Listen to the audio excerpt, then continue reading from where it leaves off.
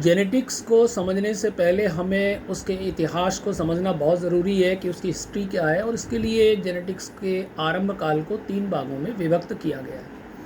वो तीनों भाग जो है वो मेंडल को आधार मान के मेंडल से पहले का, मेंडल काल और मेंडल के बाद, यानी pre Mendelian genetics and post Mendelian genetics. आइए हम प्री मेंडेलियन जेनेटिक्स को समझने की कोशिश करते हैं कि वस्तुतः प्री मेंडेलियन जेनेटिक्स क्या है।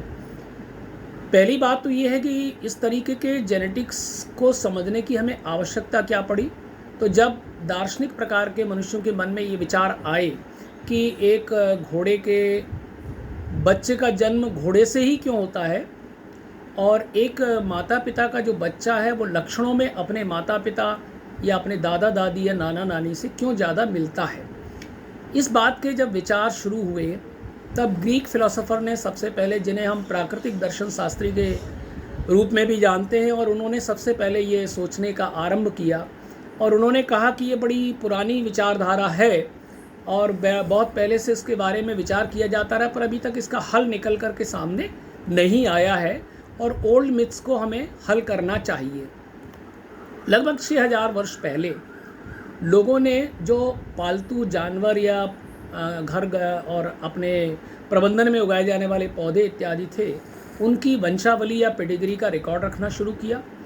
जैसे उन्होंने घोड़े का रिकॉर्ड रखा और उन्होंने फूड प्लांट्स में पैडी, जिसे हम ओराइजा सटाइवा के नाम से जानते हैं, उसका भी रिकॉर्ड रखना उन्होंने शुरुआत की। और एक इन सब चीज़ों को अध्ययन करने के पश्चात उन्होंने एक सिद्धांत को जन्म दिया जिसको उन्होंने कहा कि थ्योरी ऑफ वेपर एंड परफॉर्मेशन, और कुछ लोगों ने पार्टिकुलेट फ्लूइड थ्योरी भी कहा।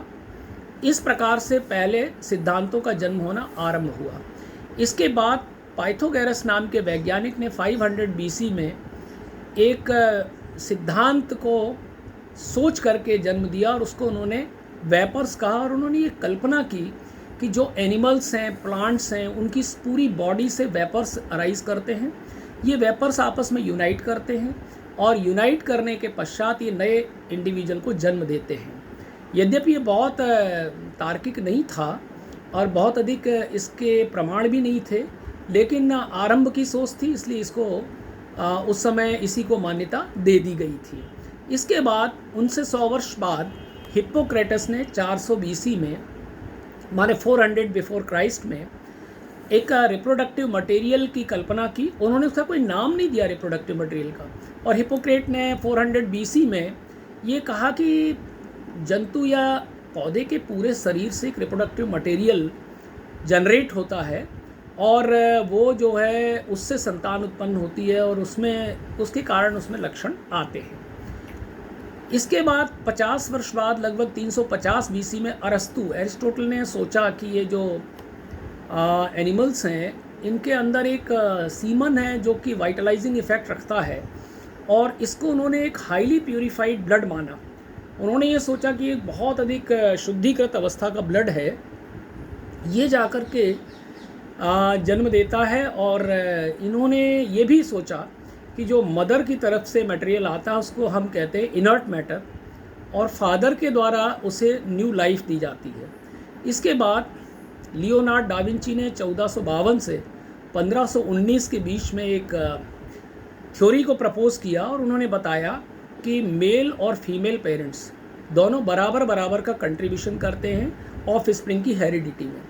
ये बात इन्होंने लियोनार्ड डा विंची ने कही। इस बात के समर्थन में विलियम हार्वे ने सन 1578 से 1657 के बीच में ये स्पेकुलेट किया एक प्रकार से कि जो जीवन है वो एग्स और सीमन से होता है, और इसमें जो सीमन है वो वाइटलाइजिंग रोल प्ले करता है। इसके बाद 1632 से 1723 के बीच में एंटोनी